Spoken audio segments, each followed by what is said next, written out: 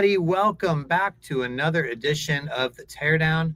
My name is Jeff Gluck. I'm along with Jordan Bianchi. We are motorsports writers for The Athletic, and we are here to talk about the Brickyard 400. We're in one of the very nice radio rooms at Indianapolis Motor Speedway.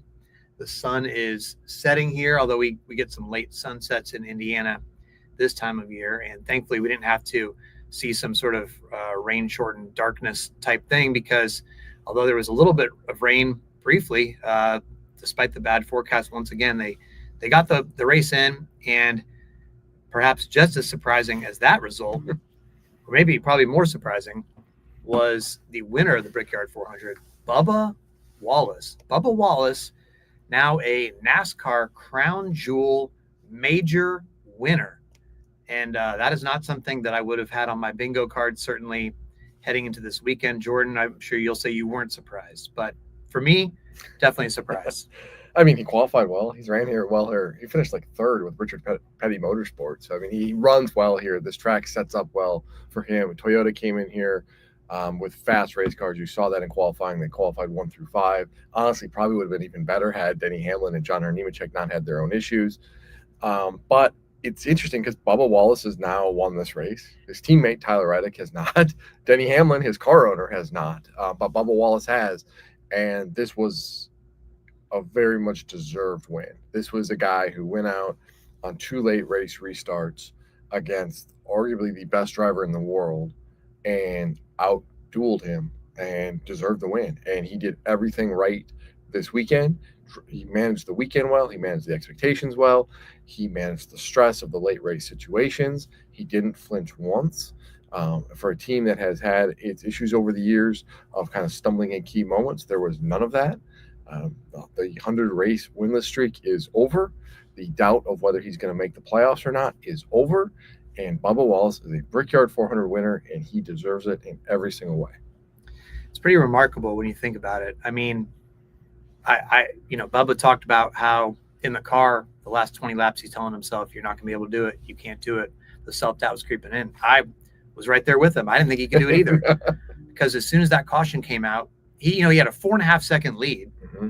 And, maybe Larson was catching him, but I don't think Larson, it's one thing, obviously, at Indy to catch somebody, but to pass them is another thing. I don't think we actually saw a green flag pass on the track today. I don't know if we did either.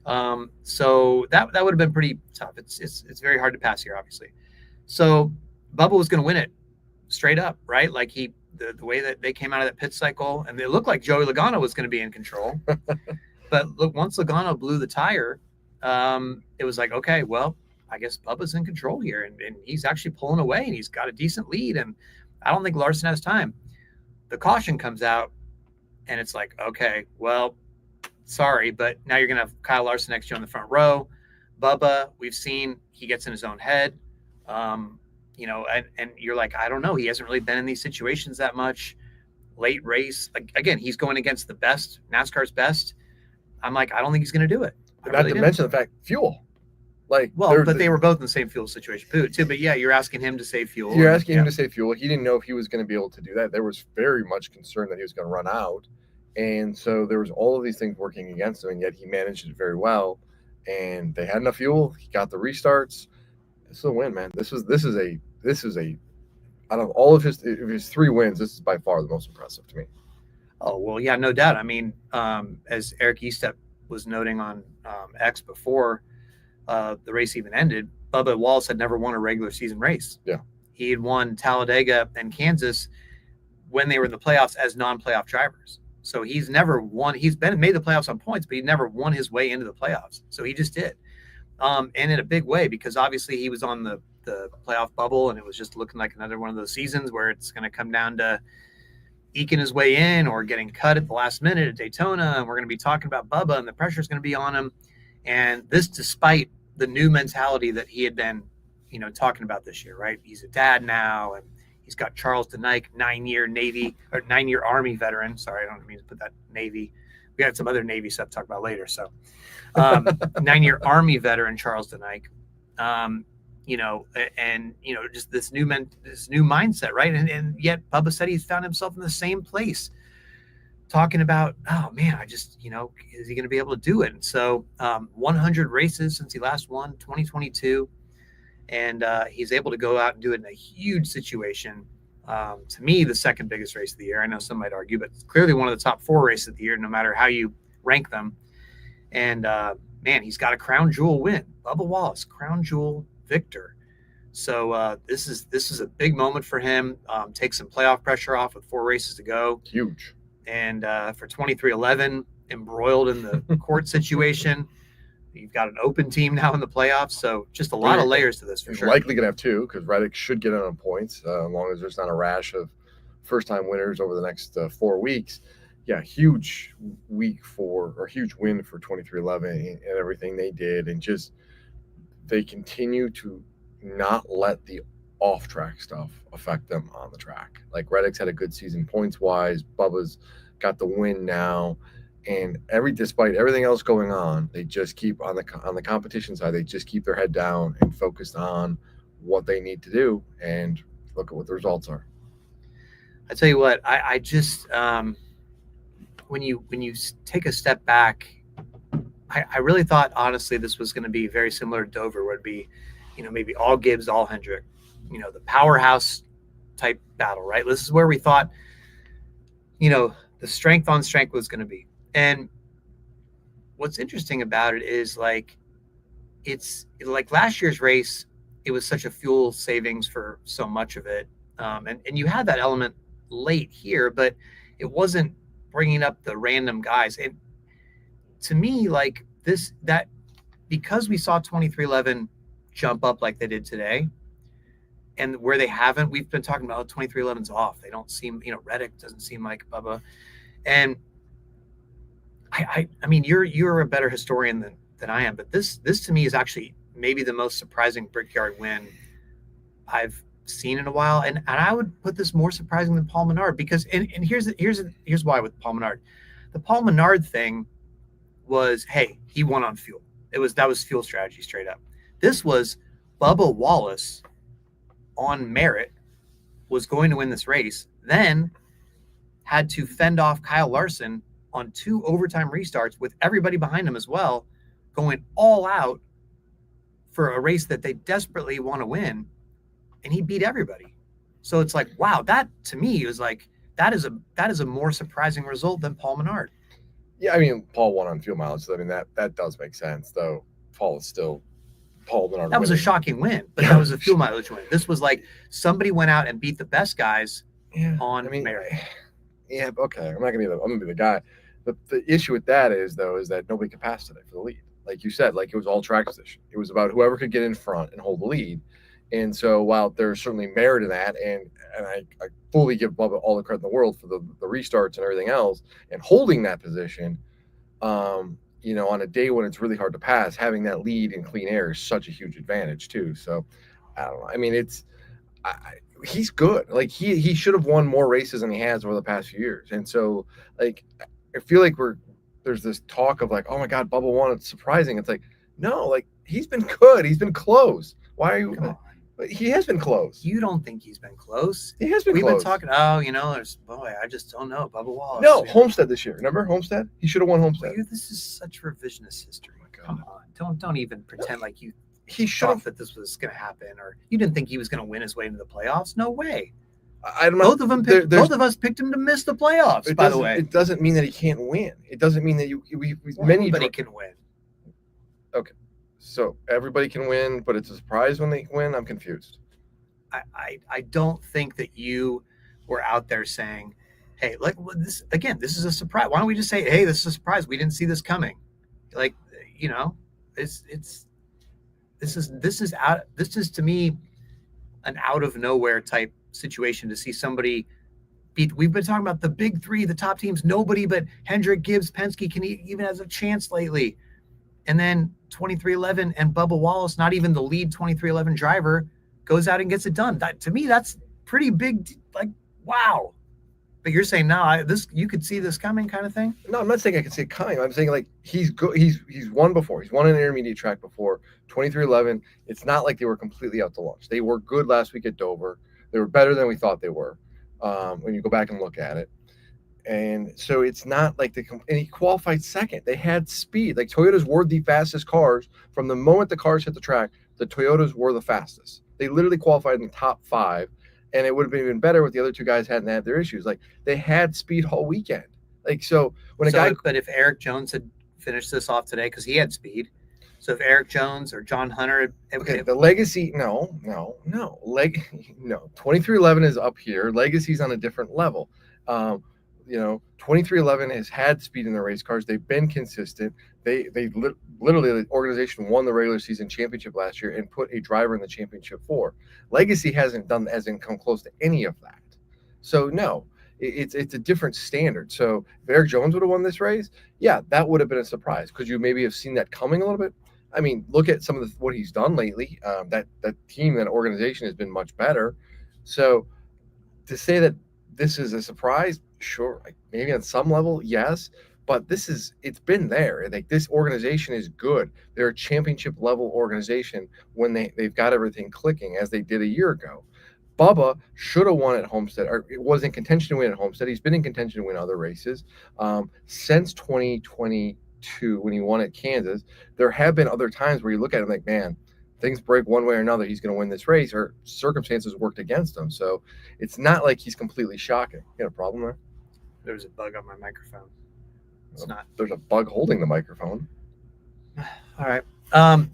Anyway, quite a scene though. Really, just you look at we saw some stuff on the front stretch you don't usually see, where obviously he'd gotten booed in intros, and I don't think it was a popular win among the fans or something, but I guess his haters quickly left, and I've never heard people at a racetrack before going Bubba, yeah, Bubba. That was new. Multiple times too. Yeah, there was like a lot of very excited people that stuck around, and that was surprising. They stuck around for the Rick's ceremony, the Victory Lane stuff, and they were clamoring to get a view of it, and people were emotional about it, and it was very interesting to see that. I mean, you're just like, whoa, this is kind of new. It is. It was neat to see for a driver who gets the loudest boos pre-race for no justifiable reason, by the way.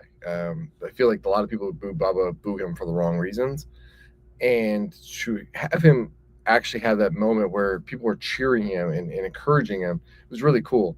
Particularly, when a guy gets out in the car and everything, it's like, okay, and that meant something. And then he's walking along the path to Victory Lane, and people are cheering for him. They're cheering for Freddie Kraft. They're cheering for his crew chief. It's like anybody they could spot, they were chanting their name. And then when they go up to Victory Lane, he was like, "Let's go, Bubba." That was, to me, when it kind of resonated, just because of the "let's go" part of it. And it was like, this is cool to see. This is cool to see a driver who's had to deal with a lot of nonsense and deals with a lot of nonsense have a moment and be appreciated. And it was just, he deserved it. He really does deserve it. What do you think this means now for, obviously this is kind of interesting, but if you think about it, from my understanding, the way the playoffs work and the charter teams, that since they're not a charter team now, unless they get the preliminary injunction, I guess, they don't count as part of the winnings for the playoffs, right? So you have the worst any of the charter teams that made it now can finish as 15th in the points, because for the money in the owners' points, because the charter teams are not eligible for that money because it, in terms of affecting the charter values, the 3-year average and all that stuff. So, for instance, and then if Reddick makes it, it'll be 14, right? Because you have 2 spots that essentially don't count. So, like, the worst that, say, SVG could finish in the owner points, I believe, would be like 14th, essentially, in terms of the money that his charter would get. So, Bubba just got the charter teams who've made the playoffs a bunch of free money just now, right? Because they're like, hey, even if whoever's 16th, they're not anymore. They're not going to be anymore. Yeah, assuming it's not him. It's just interesting. It's just another wrinkle in all of this, lawsuit stuff that's unfolding, and it's just interesting to see. And I mean, at the end of the day, it's dollars and cents. And by not being a charter team, you're leaving a lot of money on the table. But how much money do you think they lost today? If they they'd gotten the Brickyard 400 money, the Brickyard 400 purse versus what they actually got as an open team for it. I'd have to go look. If you can do the numbers and crunch it, but it ain't cheap. I mean, it's the rolling average too that impacts you. It's everything. So it's a lot of money. And I don't want to speak out of turn, but it's somewhere in the six figures for minimum, if not more. Right? Oh yeah, no. I mean, it's more than $500,000. They would have yeah. difference today, right? Did you get it? I did. I got it. Yay! Woo. Nice job. Sorry, don't wipe that on me. Don't wipe that on my pants. I'm not. Who wears white pants to a Brickyard 400 when it's like 1,000% humidity out? Good Lord. Stylish man who knows how to dress well. Not according to the race winner. He hates on me because he likes it. You know, he's envious. Every week Bubba Wallace makes fun of your clothes because he likes your clothes. Yeah, he's really secretly envious.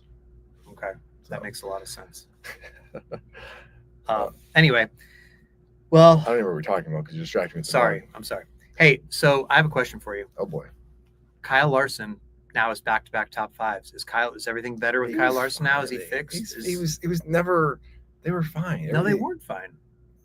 I don't think they were. They were off. Through the course of the season, every team is going to have a stretch where it's just not going to go right. You're going to have some bad luck and things are going to work against you. You're not going to execute. I wasn't too concerned with this team. At the end of the day, there's still Cliff Daniels, there's still Kyle Larson, and they're going to figure it out. I wasn't like panicking or like, oh my God, there's a lot of circumstances in there.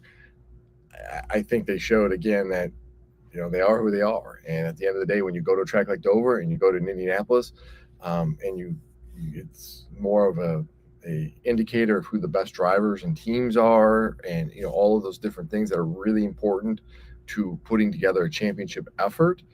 They're fine. They have that, and I wasn't worried about where they were. I mean, Kyle is still going to be Kyle Larson. He's going to have moments of pure brilliance, and he's also going to have moments where you're like, dude, you can just chill down a little bit, bring it back a little bit, right? And I wasn't like, if you're asking me like I was going to hit the panic button about that, I wouldn't have. Like, there's no reason to. What are you looking at now, buggy or? And so I think it's good. I think it's fine. We'll see. I really wasn't worried too much about them. I'm just more. I think one thing that I think if they need to do better is probably qualifying right now. It seems like the qualifying is a little bit off, but overall, I think they're going to be good. And I think the fact that he started like 17th, 18th, something like that, and then was able to work his way forward. That to me shows the strength of this team. Denny Hamlin did a 12 questions interview that's going to be going into Richmond on The Athletic this morning. And I was asking him, obviously in qualifying, looks like he was going to have 0.2 of a second on Briscoe, the pole sitter, and he just stuffed it in the wall and messed up. And Denny was pretty pessimistic this morning and said he just wished he could hit the reset button on life for that one. He doesn't do that very often, but he obviously threw a great car away and was not confident at all about the backup car. But sure enough, he's able to move his way forward and pretty much get on the same strategy as the leaders by like roughly the end of stage 2. Mm-hmm. And then he was on the second row, or he had a chance to be on the second row. He ended up picking on the third row a couple times for those late restarts and ended up finishing third. So for a guy that started 39th to come back like that, I mean, that was a pretty big day for them. And obviously he would have wanted to win. But I mean, that was a huge, in terms of somebody that's trying to still win the regular season points championship, and he's only 20 points out now. That was a big one. Another indicator for me is just how smart Denny Hamlin is as a driver. As you throw away your great car, you go deep to your bench to pull up this chassis you're not comfortable with, and you find a way to do it. It helps here, by the way, that it's a strategy-laden race and you can do a lot of different things, but you still have to get it done. And they did a really good job of setting themselves up and putting themselves in position and capitalizing. And for the second week in a row, Denny, smartly executes on the racetrack. He puts himself, he doesn't push at times. He knows when to back off. He manages races. It's not the Denny Hamlin of the old of like, in Marina, for years there was like speeding penalty after speeding penalty on pit road. Here it's really easy to have issues on pit road, and they ran a clean race. He was smart getting off a pit road. He didn't have any issues, and it was just a good race of why this team is so good. And it's not like they're winning races on sheer speed. It's like they're executing better and they're finding ways to get it done even when they don't have their best stuff. Well, the points situation is clearly tightened up now. Chase Elliott is still the points leader, but now by only 4 over William Byron, who was in contention all day until he ran out of fuel, right? So he finished 16th. Mm-hmm. He was in the same fuel situation, but ultimately wasn't able to make it.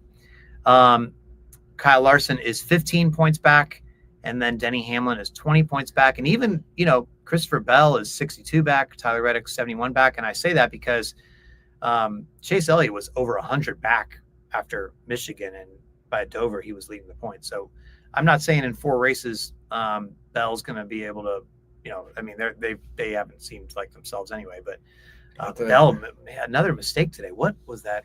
He didn't do that intentionally, right? Like, I don't think. No way. Did you go back and look at it? I had to go back. It looked kind of.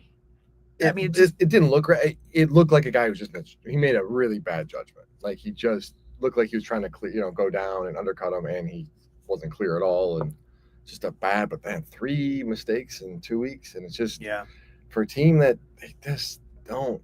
At times they look so good and they're so brilliant, and then other times you're like, what are you doing? And this was another one.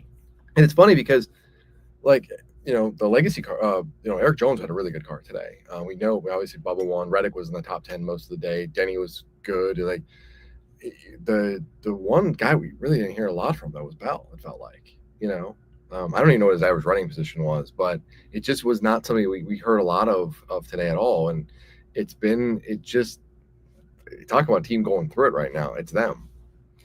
Well, Ryan Preece finishes 4th, and you would have thought if you're Ryan Preece going into the weekend, you say, hey, you're going to finish 4th in the Brickyard 400, and you are a bubble driver. You're going, oh, sick. I will absolutely take that, right? I mean, of course he wants to win, but except Bubba wins. Yep. And so instead of gaining points on the cut line, because he was the closest one to Bubba was the last one in.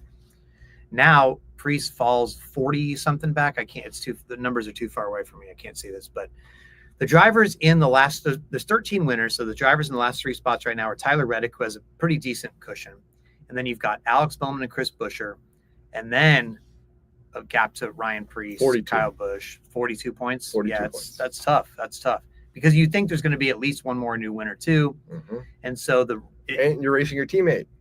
If you're RFK, you're looking at this going, dang, now we've, right. The number, it's becoming a numbers game where it's like, we're probably not. But I feel like Buescher and Bowman are racing each other for what could be the last spot. If there's even, Reddick's okay unless there's 3 new winners. Yeah, in 4 new winners in 4 races. Yeah. Now I didn't think there was going to be a new winner today. Yeah.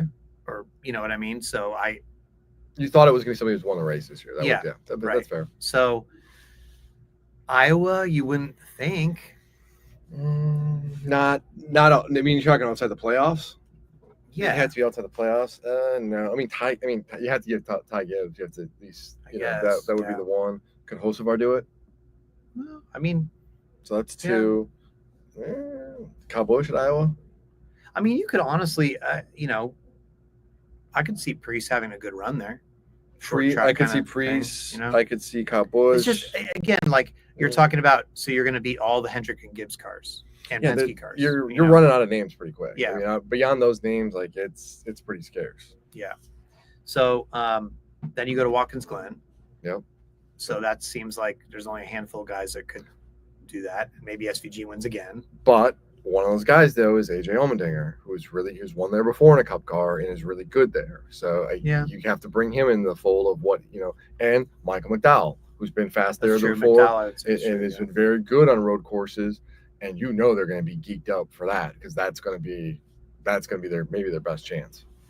Well, and then you have Richmond, which obviously last year Austin Dillon at Richmond came out of nowhere. Mm-hmm. So and then Daytona. So I'm marking Daytona as like an automatic, and then I think we get 2. I think we have 2 I think we have 2 winners outside where things are now. I think we have 2 guys outside the playoffs punch their ticket somehow.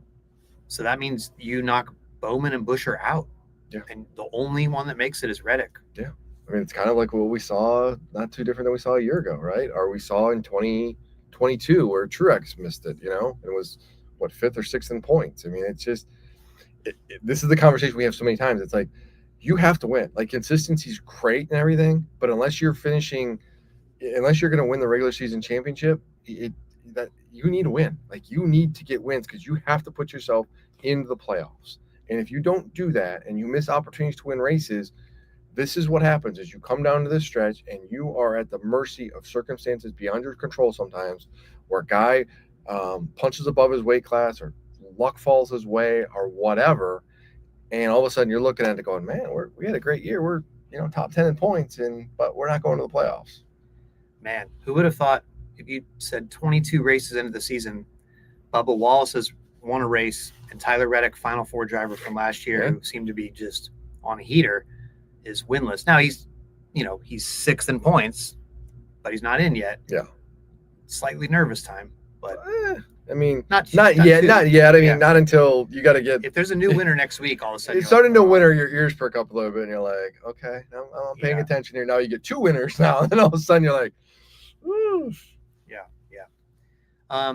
Not to go too far outside the. Well, you know what? Let's finish with the 6th place driver here. By the way, Brad Keselowski 5th, but the 6th place driver, Todd Gilliland, he finished 6th here last year also. And I feel like he wasn't that much of a factor today, but they played the strategy right. Yeah. And that's we talked about last week on the show, or whenever we talked about how, last week, about how, some of the smaller teams, we don't get enough love, enough spotlight. Well, Todd Gilliland, 6th place at the Brickyard 400 back-to-back years. Yeah, and he had a top 5 here on the road course a few years ago too. So good place for Todd. Yeah. They've had front rows had almost like a snake bit year. They've had Zane Smith. If you look at Zane's stats, has actually had a very good year. But they just have had things go wrong. I mean, Noah Gragson had a mechanical failure today. Zane has put together some good runs and he's had some issues. And it's like Todd has had the same thing. It's just luck has not gone their way. They haven't executed at times either. Today they were able to do it. So good for them. And that's a name to watch too, as you come up to Daytona, by the way, because front row, as we know, is so good in those races. By the way, somebody after our discussion last week mentioned, I forget, I didn't write down who it was, sorry, but somebody messaged me on X and said, what you should do is you should highlight whoever the driver is with 0 career wins who finished the highest. So that was Priest today. We already talked about Priest, but Gilliland would be next there. But like Carson Ostovar had a really good day. Yeah. Ran top 10 most of the day. He had a very good day. John Nemechek, who was fast in practice and then hit the wall twice in qualifying. But came back, finished 12th. John Hunter Nemechek had a really good strategy for a while. He was in a really good position strategy-wise. Was he? Yeah, and I think they just cycled out a little bit off.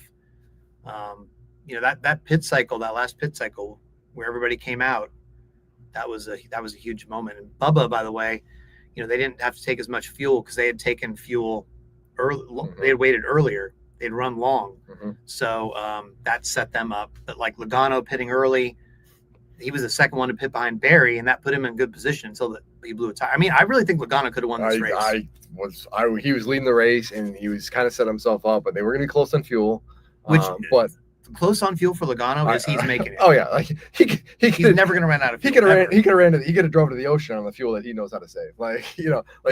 He is so good in these situations, and that team, they don't have a ton of speed in the race car right now. They just don't, but they put themselves in position somehow, some way, and all of a sudden you look at the board, you're like, how the hell is Logano leading this thing? And Logano could win this thing. I don't know if he could have held off Larson. I would have been interested on that.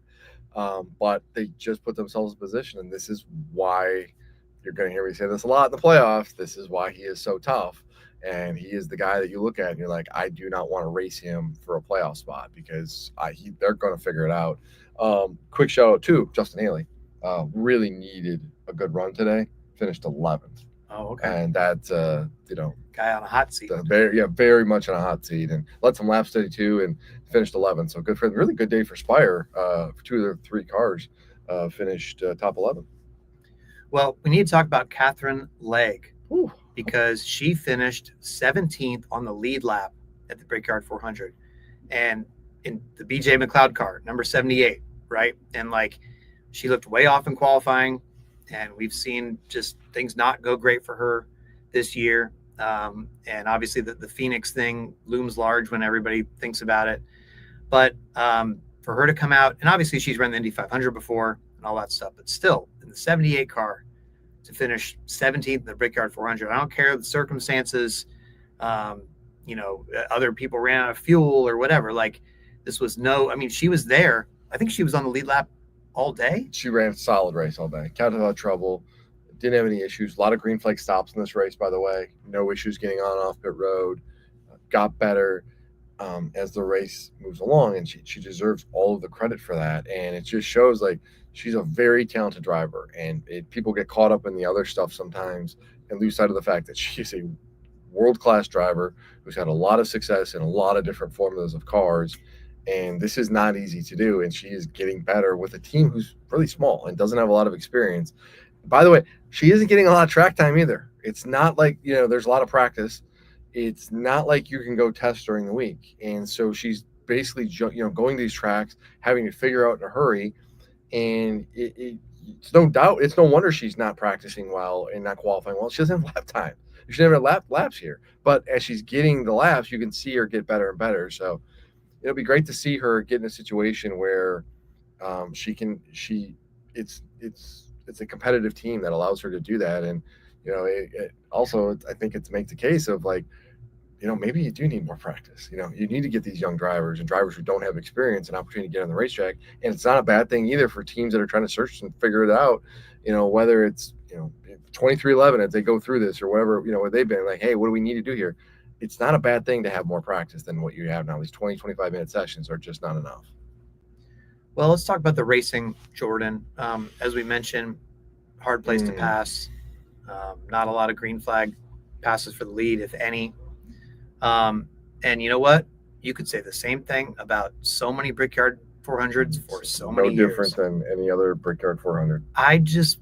I was like gobsmacked by some of the people on X just going, oh my gosh, they shouldn't race here. Oh, take this somewhere else. Go. And I'm like, what? Okay. Like, how new of fans are you that you don't know this is what the Brickyard is? Like, that's crazy. I mean, this is part of the trade-off of racing here has always been this. This is the most prestigious oval on the planet, period. Like, this place is magical. This place is dripping with legacy and lore and just all the history. So that's why you come here. And there's a lot involved within it. Speed, strategy, pit crews, track position, all that stuff. I get it. Look, would we like to see some great passing? Of course. That's not this place with stock cars. It's just not. Stock cars especially the next gen car, a one groove track that's mostly flat corners and long straightaways. That doesn't do anything with this car. But to be like, oh, well, I mean, where else do you want to go? You want to go to the road, back to the road course? You guys want another Roval or something? Well, what are you talking about this? And then people are saying, oh, the attendance. Was the attendance 250,000? No. You know where you're getting 250,000 for a NASCAR race these days? Nowhere. Period. You could put 250,000 seats at Daytona for the 500 and you're not getting it. You're not. They're not selling out the 500 for 100,000 seats months in advance. I mean, they sell it out, but like to double. I mean, it's not for this era of NASCAR, which everybody wishes it would be better. I no doubt nobody's comparing it to like the glory days, but if there was 70,000 people here last year, I believe the crowd was somewhat comparable to today. I haven't heard numbers, but I heard it was up. It was up? I heard it was up. And didn't Bull say in the drivers meeting too that it was up? He said attendance has been going up, but yeah. Yeah. So I don't, I heard so if there was 70,000 people last year, then there was at least 70-ish this year.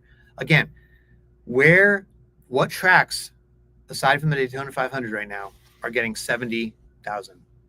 Not many. Not Bowman Gray, not North Wilkesboro, not Martinsville, not many. I mean, somebody was clapping back at me on Twitter about, Darlington. I'm like, Darlington has 47,000 capacity, period. Why are you arguing with people on social media? That's what I do. Why?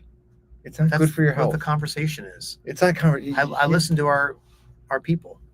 You're arguing with people. Except the racist people. I blocked a crap ton of. Look at you. But you're never going to. Here's the problem with the arguing with them. You're never going to change their opinion. You're not going to be. Someone's not going to be like, you know what, Jeff, you're right. I'm wrong. Like you're never going to change your opinion. So it's not worth your time. It's not worth the stress.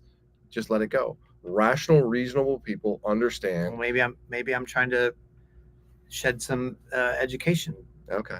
I think most reasonable, rational people who listen to this show, who are smart people, because you listen to the show, and like you understand this place is ginormous. It's you could put 100,000 people here. You spread everybody out. It's gonna be like, oh man, why is there empty sections, right?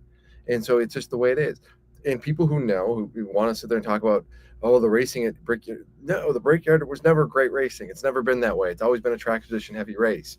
There have been moments, of course. And I think you and I had I thought we had a really good conversation there, David, about this, because we were talking about this and how the Brickyard is feels like it's always like, oh my goodness, it's not that exciting. But what the Brickyard for me does is it offers a different form of racing. It's a really strategy heavy race. You really see different things play out, things that you don't always see. And what we do have in this race on a yearly basis is an interesting storyline emerge with the race itself or the winner. Whether it was Casey Kane and all the craziness in 17, the Denny Hamlin, Kevin Harvick duel between two teams and drivers who were dominating that year, who basically had a mano-a-mano showdown. You had, this year with Bubba Wallace winning. You had, Tony Stewart and when he, getting the win here when he did. You have different moments. The race itself, from beginning to end, I couldn't tell you a Brickyard 400 that was like memorable from beginning to end. They don't really happen here. But you have the big moments, and they're elevated because of this place and what it means. And I think we tend to get, I think people tend to focus too much on the racing here and have this vision of what it should be. And it's like, this ain't it. It ain't ever going to be that. This is for all the reasons you mentioned. And instead, step back, appreciate the Brickyard for what it is, and let's enjoy the moments that this place often produces. Big Joe Wall says that you've won 2 in a row now. So it's time to guess on the poll here. And I really don't know where I'm going to go with this at all. I really have no idea. I haven't looked at the data because that's been screwing me lately. Oh, you asked Denny, didn't you? He ran after Denny in the media center. He was like, oh, wait, I got to talk to you. Oh, I got to ask you something. Did you ask him? We were conversing a private conversation. Okay. Well, I'm glad that he helped you out.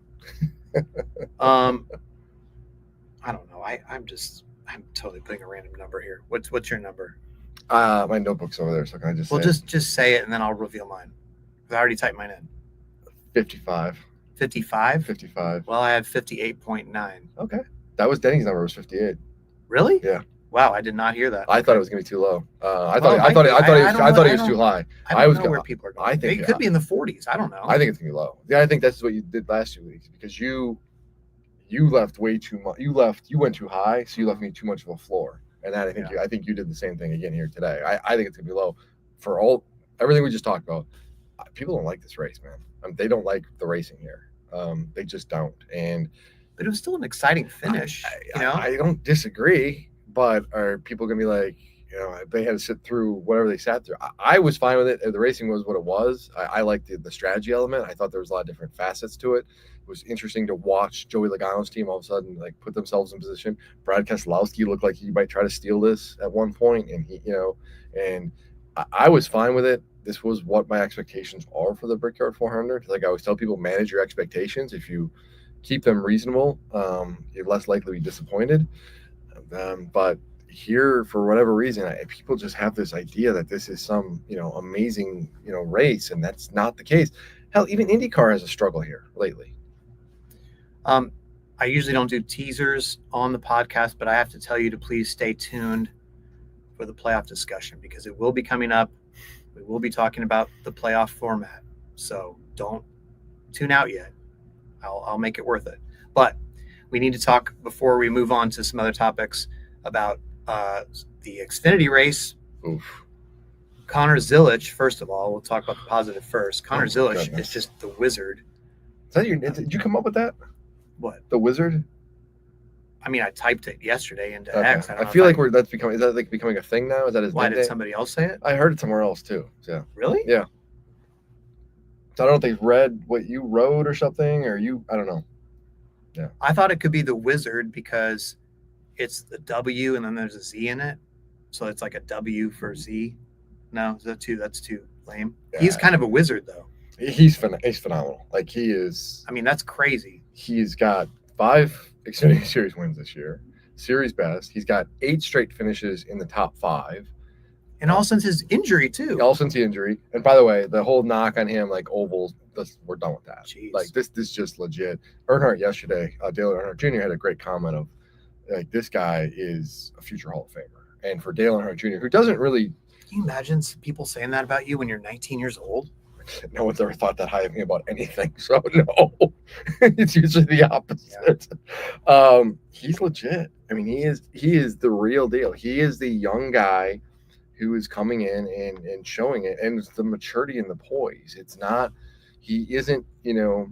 We've seen young guys come in and do things like Joey Logano. Came in and blew everything up, but like. The way Connor does it though, and how he doesn't force things, particularly on ovals. Road courses can be still a little bit, but he's really smart. He's really patient. He's about putting himself in a position to be there at the end, and then makes the moves and puts them, capitalizes. Like that to me is a guy whose racecraft supersedes his age. Like he's not racing like a 19-year-old. Oh, he's just so mature. Yeah, it's crazy. Like when you listen to him talk and his mental approach, and obviously he works with Josh Wise, which is a big help, but still like he must have had great parenting growing up and all that stuff. He's the best prospect since blank. Kyle Larson, Joey Logano, Kyle Busch. What do you think? I mean, Larson is probably the one that comes to mind because Larson feels like Larson got a lot of hype. Yeah. For that, I feel like we're leaving somebody else. Elliott maybe. Elliott came in and won the Xfinity Series title as a rookie, which hadn't been done before. I mean, Byron too. I don't know. I mean, I guess I don't know. Byron, was really acclaimed. It feels like he's the next line. I don't know how you describe it, but Larson, Elliott, Byron, they've all came in. They fulfilled their hype, and then this is what he's doing. And I think the way the schedule sets up for Connor, and I think it's going to be a little bit of a next year. Let's hypothetically say he's going to Trackhouse, right? Hypothetically, I just want to. I mean, it's you can read the tea leaves, right? You'd be silly not to put him in a Cup car next year. Saying you can read the tea leaves is like watching Wheel of Fortune, and Vanna White has turned over every single letter except one, and you can't figure it. If you can't figure out what that says, I hate Wheel of Fortune. So. Oh, okay. Yeah. But I don't know. I don't know. Next year he's going to be like super competitive on ovals. I think he'll be okay at times and have some top 10s. And I think he's good enough to win on a road course. It's going to be in a little bit of an adjustment period for him. But he's legit. He's not going anywhere. Well, Junior Motorsports wins their 100th career. Career. You don't have a career as an organization. 100th win in their history as an organization. Yeah. But what's crazy about it is they came into this year. I went back and looked. They came into this year with 88, and now they've already won 12 times with like 5 different drivers to get to 6 different drivers. And I mean, geez, like they are just. I mean, we knew they were the class of the field, but holy cow, they're just unstoppable right now. And you feel bad for Justin Allgaier too, because I'm sure it looked like he was going to be in position, which would have been sort of poetic, right, for him to deliver the 100th. And then he gets taken out by Larson. But speaking of taken out, Jordan, what? No, yeah. Come on, Austin Hill. What was he doing? Why was he? Yeah, he did intentionally, right? How is that not intentional? He had white gloves. You can see. Yeah. He lost his crap and wrecked him. Right? I mean, yeah. Is there any debate? I don't think there's any debate. I mean, maybe he's convinced himself otherwise because he sounded pretty adamant about it, and and I get Richard Childress trying to defend him, but to me, the only question is 1 race or 2, not 0 or 1, because that was a particularly egregious right rear hook. NASCAR is obviously, cracked down on right rear hooks. I mean, and I don't know if you can factor this into it, but the fact that it was a high speed track. You can that's the factor. But the fact that he hit a non-safer covered wall too. And look, we haven't seen NASCAR suspend anyone since they came out with the new rule that you lose all your playoff points. That is all your playoff points that you've gained so far and any that you will gain until the playoffs begin. I believe Jordan, if he wins a race in the playoffs, let's say he wins a race in round 1, then he gets 5 playoff points that he can take to round 2, but you get 0 from the regular season to start. So, and he's got 21, by the way. 21, 21, yeah. Which I believe is the 3rd most, trailing only Connor and Allgaier. And obviously, he would get more for whatever position he's in the points. Yep, currently 5th. So that's going to be very costly. But sorry, don't do it. It seems so blatant and so, I don't know, it's just bad judgment. So what can you say? I mean, I don't even know that it's worth trying to defend or. No, to me, a high-speed track, it's a no-no. It is I don't want to say it's an automatic suspension, but it almost should be. It's one race for me. Sit them down. Coda in Richmond, Coda's particularly, I know you were upset by the Austin Cindric and how they panel it. I wasn't as much because of the speed and the area of the track and everything and that kind of track. You don't do that at Indy. You don't do that here.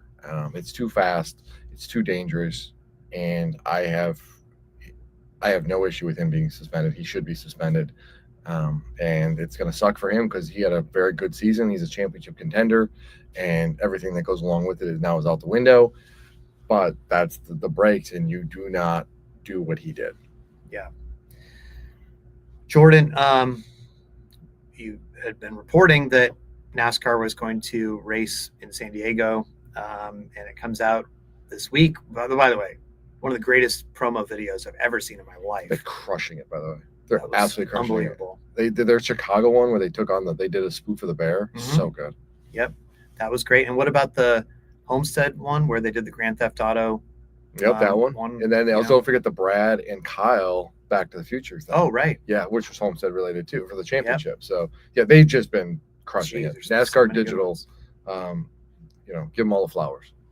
So turns out they're going to be racing on the Navy base on Coronado Island, which is, I don't know, for those, I think this is going to be one of those things where for those of you who've been to San Diego, you get how amazing this is going to be. Maybe some of those of you who haven't, you're like, oh, that's okay. It sounds cool. Whatever. To me, San Diego is just, I could absolutely live in San Diego. San Diego is freaking awesome. Fish tacos every day, the beach, the nice weather. Beautiful city. Great zoo. Oh my gosh. Love the zoo. Balboa Park. Yeah. That is a top tier American city. And to be able to go have a NASCAR race there, are you kidding me? Who would have ever thought that? Ben Kennedy did. Well, on a Navy base, to the fact that they're going to be racing by, first of all, you'll have the bay in the background with the skyline, and then to be racing by aircraft carriers. 3 of the aircraft carriers, I think, that's their home port. And then they're going to go onto the tarmac and race by fighter jets. This is going to be unbelievable scenes. Yeah. So it seems like something out of a video game, you see Cruising USA or Daytona USA. Yeah. They have these wild tracks, and in the background they'd have, wherever in some city you're in, and sometimes it'd be aircraft carrier. This feels like something out of a video game, the way they described it. It really does. Yeah. And we don't know the exact course yet, but apparently it's going to be around 3 miles, and they're going to release that this fall. So looking forward to seeing it. I think obviously no matter what, that's P1 for the most anticipated race next year on my list. I can't imagine what would surpass it, to be honest. You can say, oh, if Chicagoland comes back, we should put that in there. But a track they've already been versus they were just there racing on an active military base. Yeah. It's not even close. So yeah, it's going to be quite an event. And I was a little bit worried at first, Jordan. I thought it was going to be, when I first heard about it, I was like, well, okay, they're going to do it on a military basis, and the point that you can have fans, bringing Mhm. a street race, bringing it to the fans. So is it just going to be like the Navy people that can attend? But then it was pointed out to me, well, military bases, they have like air shows where I mean, there's the one at Miramar in San Diego, or near San Diego, that's like 700,000 people attend over like 3 days or something. And so like they're used to having the public on the base, and so there'll be tens of thousands of tickets, it sounds like, for the public. So you guys will have a chance to go also, and so it's gonna be cool. I'm excited about that. And don't hold off going. Say I'll go in year 2, year 3, because this may be a one and done, guys. There you go. I mean, we asked Ben Kennedy, and NASCAR is usually kind of, I don't want to say vague, but I think vague is probably the right word, right? Of like how their deals are, how many years long their deals are. But he was kind of upfront of like, this may be just a one and done because we want to go do this, and the complication of racing on a base is not easy. And so if you're thinking, yeah, I'll go to year 2, try to go to year 1. All right. Is there anything else you want to talk about before playoff stuff? Because this is going to take a while. Hang on. I think we got everything on my list. Yeah, we're good. Okay. We got everything. I'm just going to put down my mic. Let's first back up and talk about how we got to this conversation, because it's odd how this has sort of bubbled up throughout the years, or throughout this season. It had sort of quieted down, and then there was a conversation on Sirius XM radio this week, and it wasn't even the main topic on Danielle and Larry's show. It was, I guess, a caller had called in and said something about the playoffs, and basically the comment was made by Larry Mack about, well, because Danielle had said, I hear there's a playoff committee, and there's a driver, who's pushing for full season points or whatever it is, and Larry then said, is it a driver who's never won a championship? And they're going to break, the commercial's about to play, and Danielle's like, yes, that's right. And so they go to the break. Everybody assumes they're talking about Mark Martin, because Mark Martin is one of the only people who has outed himself for being on the committee, and has obviously been very outspoken. About, yes, I mean, he's been the most outspoken person in the sport about going back to full season points, right? So now then this whole thing gets stirred up, and it's all over social media. Danielle and Larry both then say, by the way, we weren't talking about Mark Martin. Everybody jumped to conclusions. That's not who we were talking about. The person they were talking about is not named, but they said they're not talking about that. And so that goes away. But the point of the conversation remains, right? Like, because Mark Martin had done a poll on X, because he's been stumping for this, and so he did a poll, and basically he had 4 options, right? The current one race format, one race championship, the 10 race chase, another type of playoffs, whether that's 3 race, 5 race, whatever, and the full season. So the full season for him, I think, got about 60%. And the current one got like 8% and all this stuff. So if you add up the playoff ones total, it's about 40% to 60% in Mark's poll. Mm-hmm. So, but Mark had felt like his audience was being viewed by NASCAR as like, well, those are the old school fans. So how do we really know what those? So I said, well, I'll do a poll. And I don't know if my audience is the same or not, but let's try it. So I did a poll with the same choices, and actually got about the same results. Mine was 53%, so 60, but it was also like within 1 percentage point of some other ones. So ultimately, it's about 53 to 47, maybe about 50-50. And again, now that's on Twitter. Mm-hmm. That's on Twitter. So that's not representative of everybody. Very small subsection. To me, those results indicate it's about split between people that want a full season points and people that want some form of playoffs. So, whether I don't think there's a ton of people that are stumping. It doesn't seem like, at least on the poll, for the 1 race thing. And then the 10 race chase still has some popularity. And then there's some, who knows what the other people voted for when they're saying another form. So we haven't been able to talk about this, Jordan, on the podcast this year because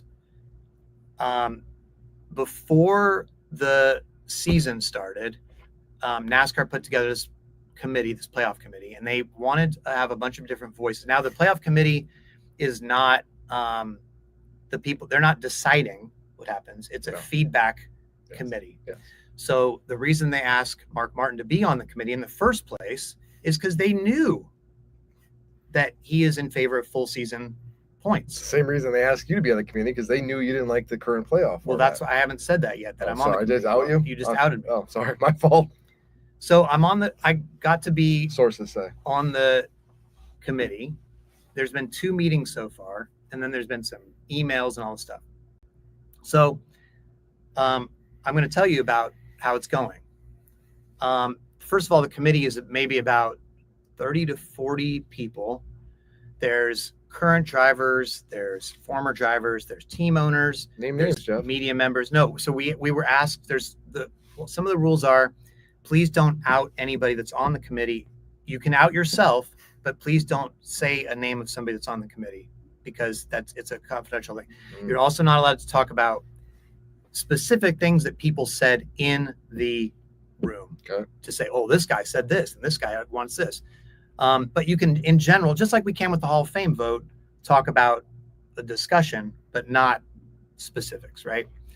And then we were asked to please don't use our platforms, if we have one, to advocate for a certain format and then thus influence the discussion. So for me, all year, I've been trying not to bring this up. Isn't that what Mark's been doing, though?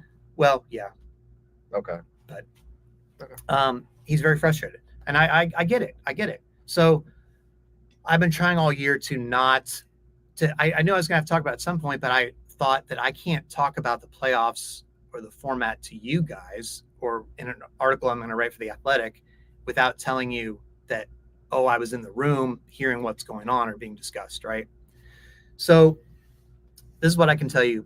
So the first meeting was in Daytona, and the second meeting was Coke 600 week. And I would say there was a ton of movement toward this is definitely going to change.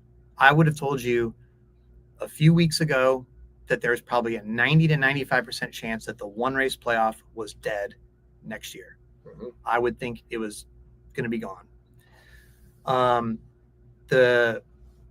It's the room, everybody just started talking. I mean, there's been a lot of talk about the credibility of the format and why there needs to be a bigger sample size and all the stuff that you hear people talk about. That's what people in the room feel also. Like the people, and again, this is, I feel a group of people that are really intense on, they truly care about NASCAR. These people that are passionate about NASCAR, that make their living in NASCAR. And they're like, yeah, okay, this 1 race thing, I think we need to move away from it. That's what it felt like the direction was going to me. Well, it's gotten to a point in the year where there's still things to be decided. And one of the things is TV's opinion of all this. They're writing a big check, Jeff. Well, that's the hang up. So NBC obviously is signed up for over $1 billion a year. I don't know. Right? Yeah, I mean, it ain't cheap. Yeah, it's $1 billion. And so for many years, by the way. Yes. So they're obviously broadcasting the championship round. Look, this is where it gets difficult for me, because I wish that this was not the case at all. I wish that TV did not have this big of a voice. I wish that NASCAR was just going to say, here's what we think we want to do. Here's what this committee is saying, blah, blah, blah, blah. Here's what Mark Martin's saying, or whatever it is. But TV wants a playoff. They want eliminations. And I don't know exactly what they want, but they want something close to, I think, what is happening now. They don't want to go too far from that, too radically different. This is what they signed up for when they signed their extension with NASCAR. Was essentially we're effectively getting we're going to have our package reduced. but we want the playoffs because it's good counter program to the NFL. We like it how it is. So this is what we signed up for. I think NASCAR is in a position where they can't, I mean, I guess they could, but they'd really, really, really, really piss off their TV partner to say, hey, you just signed up for this for a certain amount of years. Now we're going to change it and we're going to ignore your input.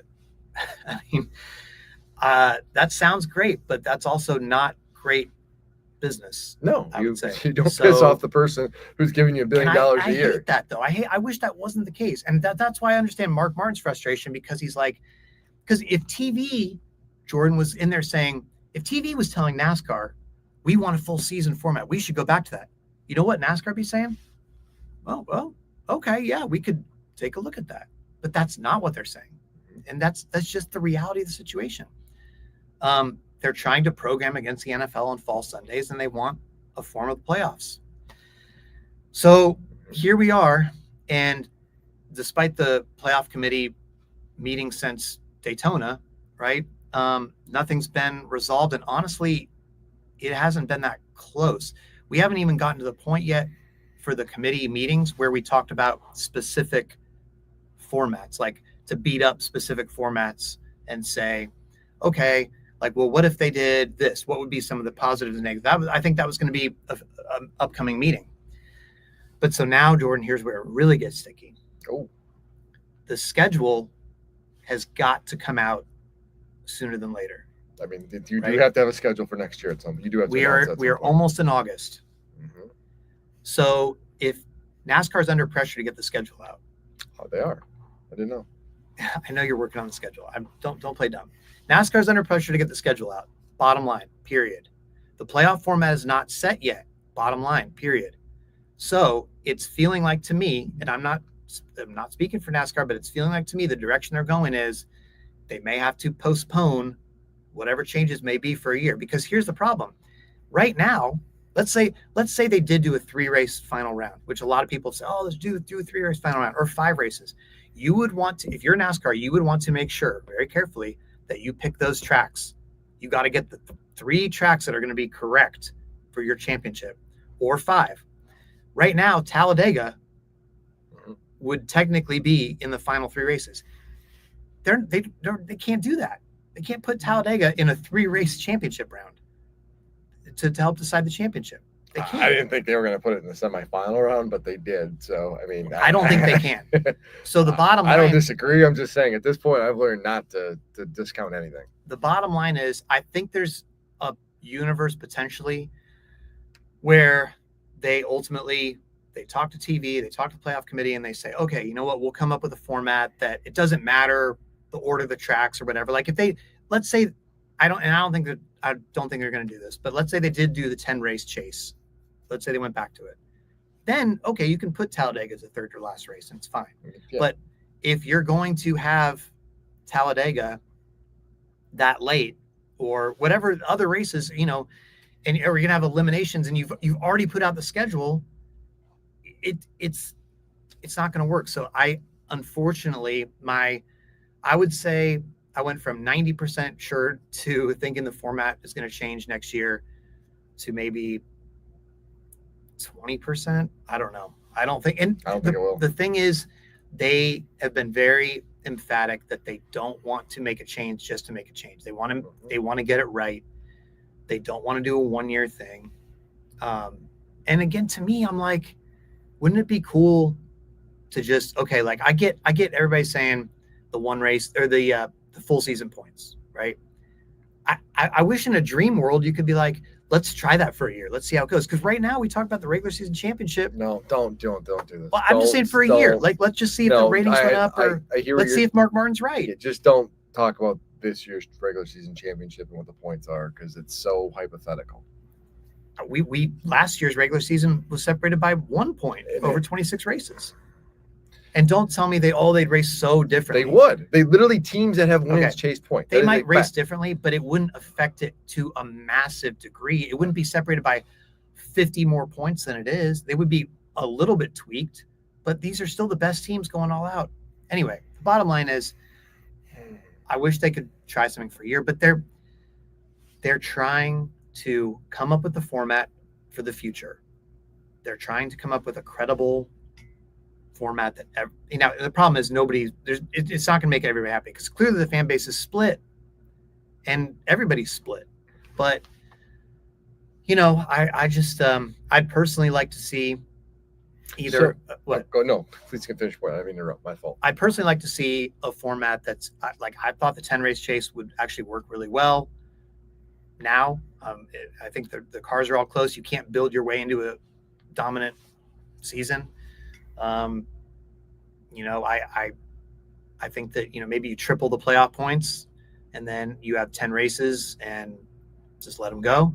Or I could do a thing where, like, let's say you only have 12 drivers make the field, and then you go 5 races, cut 6 drivers, and then you have 6 drivers to race it out for 5 races, and that's your sort of championship round. And you can still win your way into that round. So you still have the win your way in. You still have an elimination to make TV happy.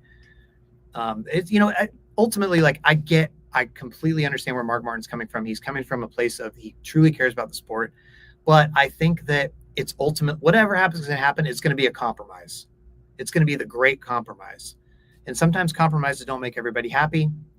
But this is the situation that I think everybody's in now, based on what I've been hearing in these meetings. So, I think for Homestead next year, I would probably guess that it's going to be 1 race playoff, but maybe stuff can still change. But thought that I would share that. So, and I'm going to write a longer piece as well on The Athletic with some of the more details. And so look for that this week, but just wanted to put that out there. Among the many great things we have coming this week on The Athletic. So go check that out. It's curious to see all this. Reading the tea leaves and everything, we haven't really discussed this too much at all, but reading the tea leaves and having conversations with other people in the industry, I don't get a sense that there's anything to be changed. I think it's too late in the game. You kind of have to like, to your point, you almost have to have like 3, 4, 5 framed work playoff systems kind of chosen how you're going to do it. And then you need to start working through them and everything. And if you're going to have this committee, you got to have them, you're going to have a lot of people voice opinions. I just think it's too late. It's going to be really hard to do that. And you don't want to rush into anything, because you don't want to go down this road and like, oh no, now we got to change it for 27. And then we're going to, you have to find one you want and stick with it. And I think that's the big thing. And as you're sitting here talking about this, and if you have basically 2 camps of, we want the old Winston Cup format that was around forever, and then we have the other side that's the playoffs of some form, whatever that is, and they're 50-50. Well, who deserves the deciding vote in this? TV.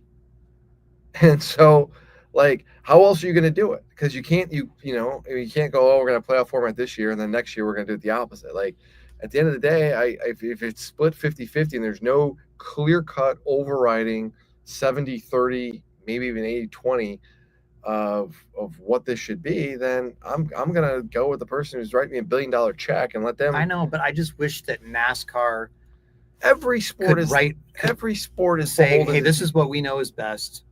Trust us. We're gonna do the best thing for our sport. You know what I mean? Like, what is the goal? Like, what is the goal of this? Well, that was the whole point. Question was the whole point of the first meeting. Okay. Everybody was like, what are we trying to accomplish here with the playoff format, right? Mm-hmm. And a lot of it was, about the legitimacy and the credibility and stuff like that. And it's not even necessarily about like ratings. I think ratings are a bit of a trap sometimes, where, NASCAR is going up against the NFL on Sunday. So let's say they changed the playoff format, mm-hmm. and they were going up against a great game in the 4 o'clock window on one Sunday. Mm-hmm. And so the ratings, the NFL ratings were big, the NASCAR ratings were down or whatever. It was a big game of undefeated teams. And then everybody go, oh, well, the ratings were down. This must've been the wrong format. That's tough too. Cause it's like, who knows what, I don't think there's, and this was what I think a consensus in the room as well. There's, at this point of NASCAR's history, there's no magic bullet that's going to, every time you You see are somebody on not- social media go, if you just did this. No, it's not true. This is not, you can't go back to 2005. There's so many things have changed in such a dramatic way. You can't. And what this to me is part of the bigger fundamental problem that I think NASCAR deals with a lot is you have, the one of the oldest, if not the oldest fan bases in sports who are very much, this is what the sport they grew up on, and the sport they grew up on isn't what it is today to some extent. And that's a challenge for a lot of different reasons. Okay, and they want it back a certain way, and they're very vocal about that. But one of the problems that NASCAR was in for a long time was they were too entrenched that way.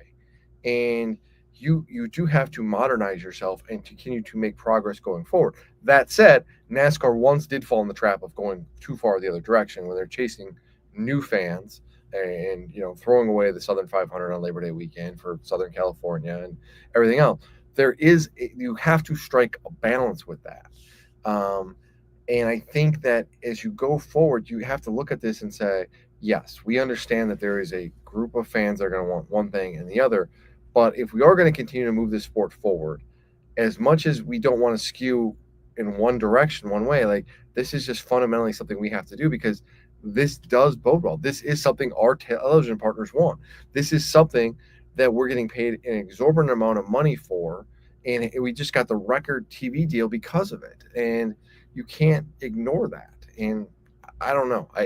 And here's the thing too, is like sports fans in general like to complain. NASCAR fans in general love to complain. And no matter what you do, you're not going to make everybody happy, to your point. So if you're not going to make anybody happy, at least go with the thing that I think has the best chance of continuing to attract new fans while still having essence of what old fans like, because we do have that with the regular season, where if you like the consistency and running well, like it does matter to some degree and you do get rewarded for that, but you also have the playoff element as well that adds excitement at a time of year when sometimes if you under the old format wasn't that exciting. I think that there's a real hesitation within the NASCAR community to do something that would like take away the chance for like a Reddick-like moment at Homestead last year. That magical moment where he goes, I've got to put this all on the line 100%. and pass Ryan Blaney to make the championship four. And it's Blaney the next week too at Martinsville. There's a sense that the format has pushed guys to do stuff that they might not otherwise do for a win. Where if they were in a championship, they care about point states. Would Reddick go, well, I'd love to win this, but if I wreck my car here and give up second place points, then I'm going to hurt myself for the championship. So then I will settle for second. And you miss that sort of like, holy crap, did that just happen moment. Yeah. So there's a hesitation there to give that up. There's also a hesitation to hear guys talk about, hey, they get out of the car and they talk about the good points days. Like that became a bad word at some point. And so people don't want to hear that. There's also a fear, which I think is actually irrational, that the championship would be decided before the last race, because especially now with the cars as close as they are, I don't think that's going to happen. And also in the 10 race chase, you never had somebody clinch it before Homestead. No, you never had them clinch it at Homestead, but you had them going to Homestead where they had to finish, in the teens or 20th or whatever, and they could take it easy. And they earned it, right? I'm not diminishing that they earned it, but if the idea is to keep viewers and people excited and tuned in, and to have your championship, like, oh man, the championship's gonna be decided here. Having somebody going into a race where they got to finish 15th, that doesn't help you sell. You need that sex appeal a little bit. And I agree with you. Like to me, the playoff moments that I like are the Reddick thing at Homestead. Blaney at Martinsville, a week after choking away a win, comes back and wins it. The other side of that, though, too, is, and I'm going to talk both sides of my mouth, is you end up having controversies like we saw at Martinsville, And so it's like, it's a challenge. I like the 5-and-5 rule, kind of basically what you had said, where it's like you divide it up at the first 5. It's kind of like what we have now. Chase 5, last 5 races are a mini chase. The first 5 races are win in advance, and then we're going to fill out the rest of the field by points. I wouldn't be opposed to that, and I think if you're looking for a compromise, that's it. I also think that a lot of this conversation was generated, Jordan, by like if you could tell me that there was a way, and I think by the way, there is this emphasis on rewarding winning more among the committee. I've heard that a lot, that they want to try to figure out a way to give more points for a win or something like that. Like that feels like it's going to happen at some point somehow. But if you could tell me that even for the one race playoff, that the 4 drivers there were like everybody would view those as like the 4 most deserving of the year. Like somebody wouldn't come out of nowhere. Because I think that's what happened last year in a lot of ways, and why people were so upset.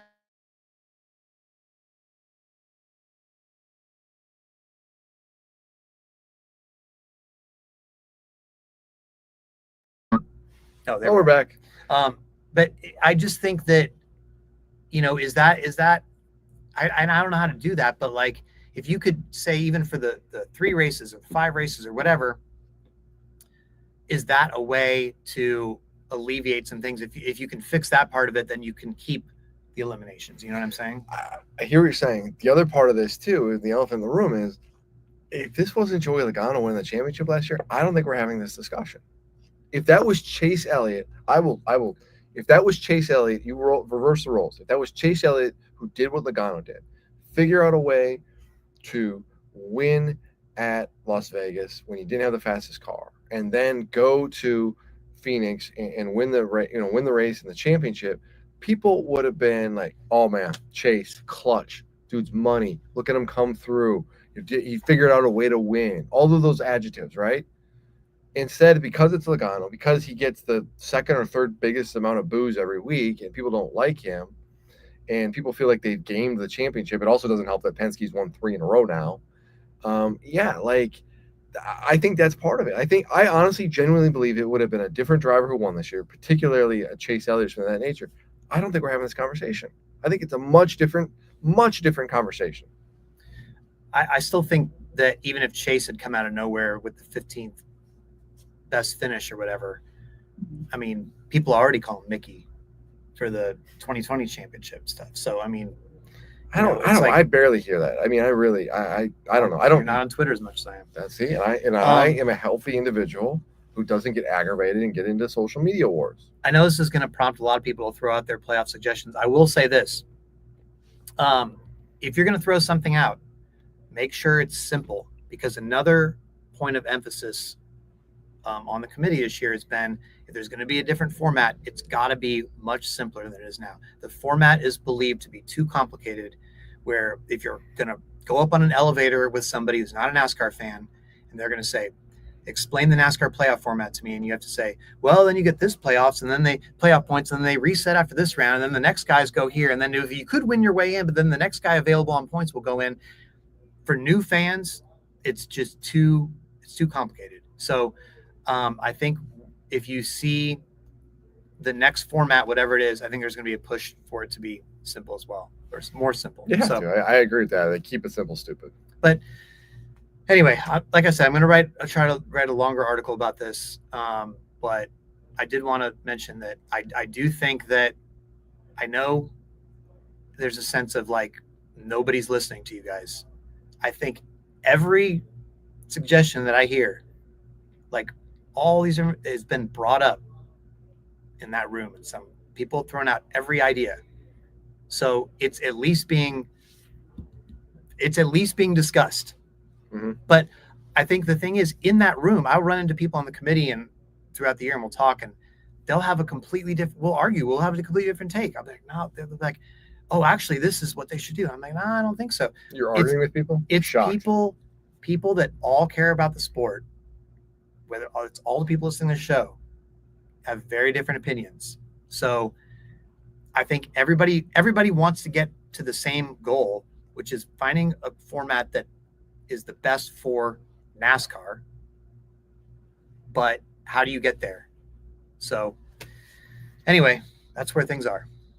Sounds messy. It is, but what's clean in the sport? No, not a thing, except for these white pants, though. All right, everybody. Well, this has been our Brickyard extended edition, and both of us are not there at Iowa. I would like to point out the Athletic. One of us has been at every single race so far this season. We're not going to Iowa, but we're trying to gear up for every playoff race, I believe, and maybe a court trial. So we're going to conserve the resources a little bit, but obviously we'll still be doing a podcast from our respective homes next week. So appreciate you guys. Thanks. You're welcome to come over next weekend and hang out. We could watch the race together. You want me to fly to Charlotte? Yeah, hang out. Why don't you fly to Denver? You've got kids. There's no chance. There we go. All right, everybody. Well, thanks as always for listening, and we will talk to you next time on The Teardown. See you, everybody.